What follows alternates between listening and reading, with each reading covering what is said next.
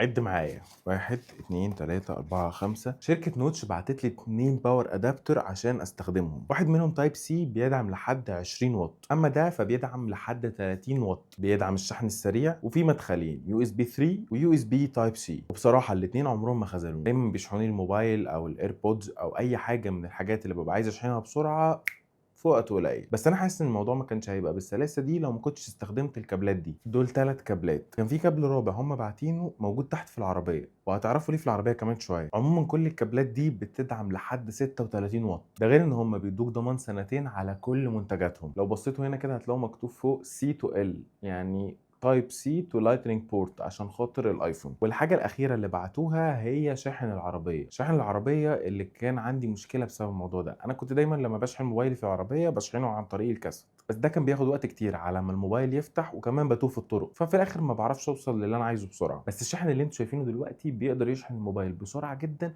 وما بياخدش اكتر من 3 دقايق بالظبط عشان يفتح الموبايل ده وهو فاصل شحن. كل المنتجات بتاعتهم موجوده عندي بقالها فتره وبستخدمها استخدام شخصي، فاللي انا بقوله ده نقلا عن تجربه شخصيه مش مجرد ريفيو. وما تنسوش لما تجربوا اي منتج من منتجاتهم تكتبوا لي في الكومنتات. سلام.